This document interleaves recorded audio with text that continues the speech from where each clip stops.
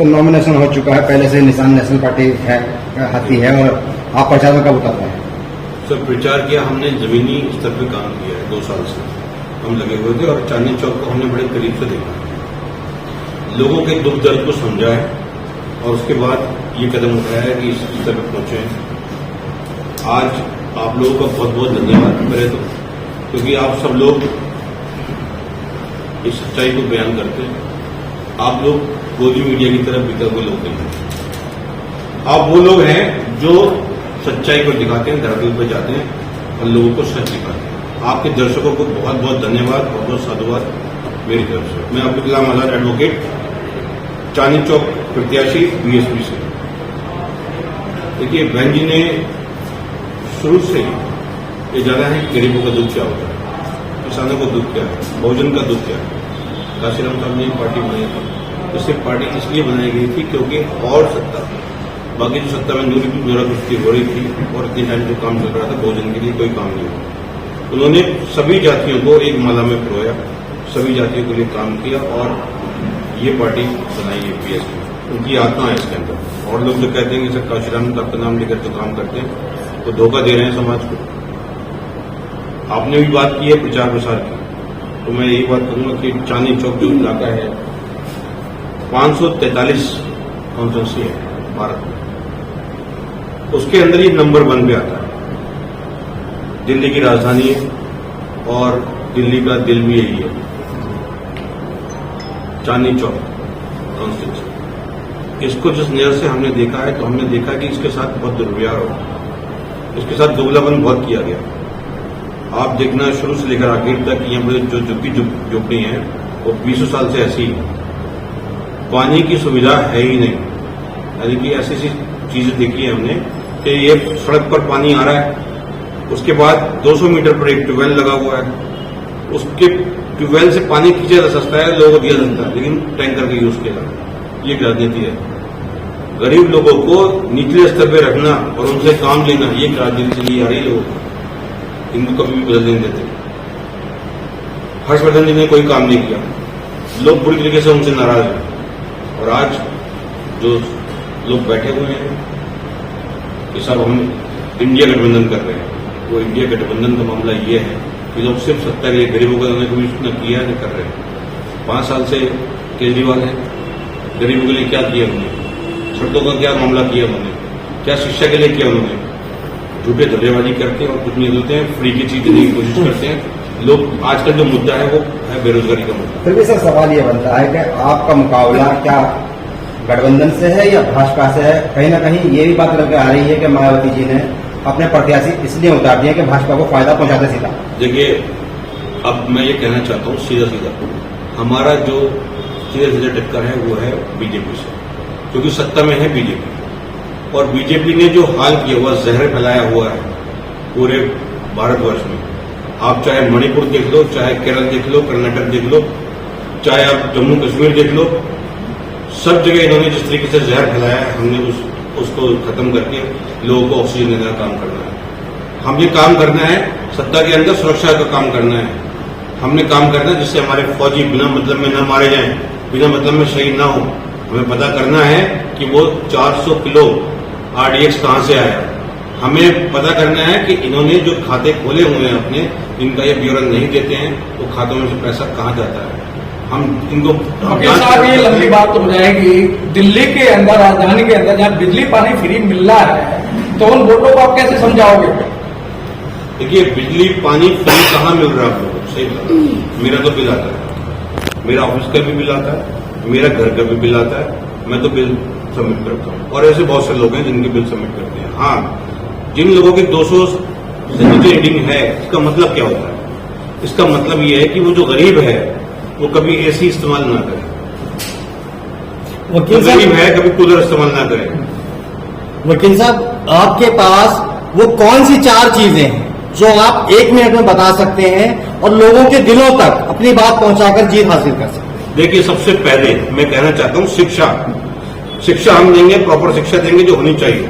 संविधान को हम लोग मजबूत करेंगे, लोगों तक रोजगार पहुंचाएंगे और साथ ही कोशिश करेंगे जो स्कूल चल रहे हैं, 3 गंदे चल रहे हैं, उनको कम से कम छत मिल जाए, उन बच्चों को छत मिल जाए। वकील साहब, ये कोई नई बात नहीं है। जो नेता आते हैं वो इसी तरीके आप जैसे कहते हैं कि हम इनको ये देंगे वो देंगे। केजरीवाल ने भी बोला था कि भाई मैं कोई गाड़ी नहीं लूंगा, मैं कोई बंगला नहीं लूंगा। वही आपकी भाषा थी ना सर। वो आज नए नए बंगले हैं, 50 करोड़ रुपए की कोठी के अंदर अभी काम कराया है। सभी नेताओं की बात ये है। आप सवाल ये करना चाहते हैं कि आप सभी लोग इस तरीके से ही आते हैं। आपने केजरीवाल को मौका दिया, आपने बीजेपी को मौका दिया, आपने कांग्रेस को मौका दिया। एक बार बहन जी को मौका देना देखिए दिल्ली के अंदर, अगर तकदीर न बदल जाए दिल्ली वालों की तो। सर दिल्ली के अंदर बसपा का अभी तक खाता नहीं खुला है। आप लोकसभा की बात कर रहे हैं। देखिए, खाता तो केजरीवाल का भी नहीं था।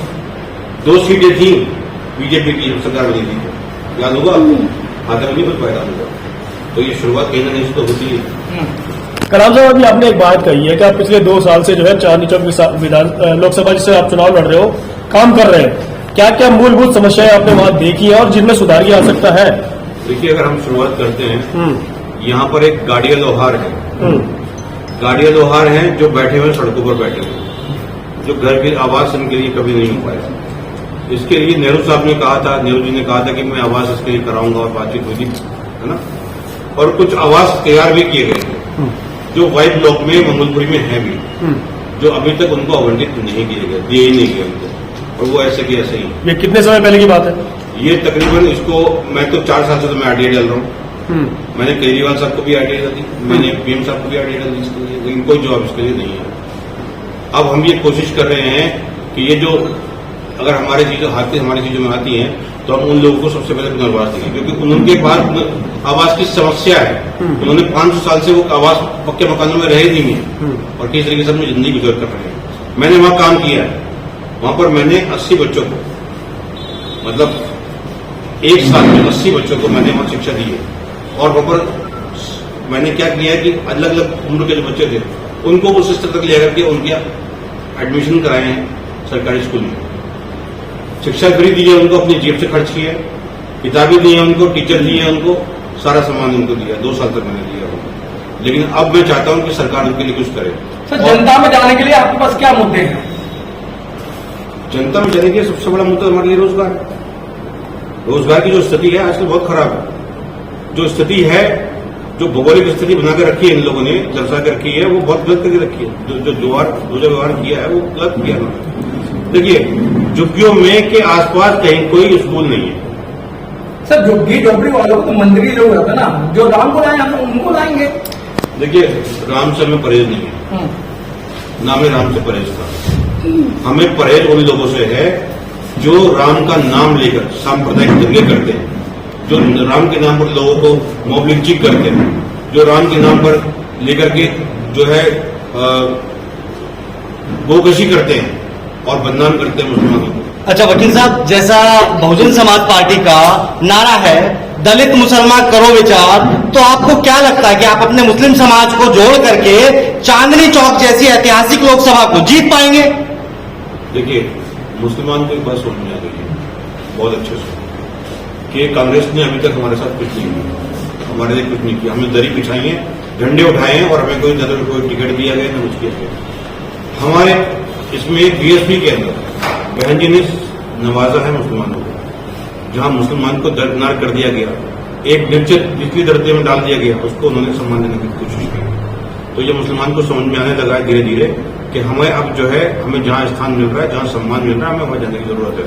जहां हमारी अकीदत है वहां हमें जाने की जरूरत है। मायावती जी के पिछले बयान भी यानी कि वायरल होना शुरू हो गए हैं मुस्लिमों को लेकर। जी बिल्कुल। कैसे समझा पाएंगे फिर मुसलमानों को? देखिए, बयानबाजियां जो है, जो आप कह रहे हैं कि वो जो हर जो है नेता करता है अपने तरीके से करता है। बहन जी के हमें ऊपर पूरा विश्वास है, उनकी नीति में पूरा विश्वास है। दिल्ली की राजधानी में 7 लोकसभा सीट है, जिसमें से 3 पर मुस्लिम कैंडिडेट उतारे गए। कैसे देखते हैं इसको आप? इसके लिए जरूर बहन जी ने अपने तरीके से उसको अपनी नीति में बदलाव किया है, तो कुछ सोच कर किया है। सर, आखिरी सवाल ये है कि ये भी एक सवाल है कि जैसे धड़ा प्रत्याशी बदले जा रहे हैं, अचानक हम देख रहे हैं कि पहले प्रेस कॉन्फ्रेंस होती है तो प्रत्याशी कुछ और होते हैं और बाद में बदल जाते हैं। अब और सुनने में आ रहा है कि नया प्रत्याशी भी एक और बदला जा रहा है ईस्ट दिल्ली से। क्या आप टिके रहेंगे या आप भी बदल दिए जाएंगे? देखिए, बहन जी का जो आशीर्वाद होगा जो आदेश होगा वो मैं करूंगा।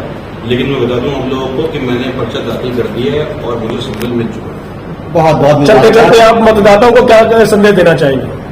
अपने घर से बाहर निकलिएगा तो अपना गैस सिलेंडर देखिएगा, पेट्रोल के रेट देखिएगा, डीजल के रेट देखिएगा, अपना जो खाने का तेल है रिफाइंड है उसका रेट देखिएगा, सरसों का तेल का रेट देखिएगा।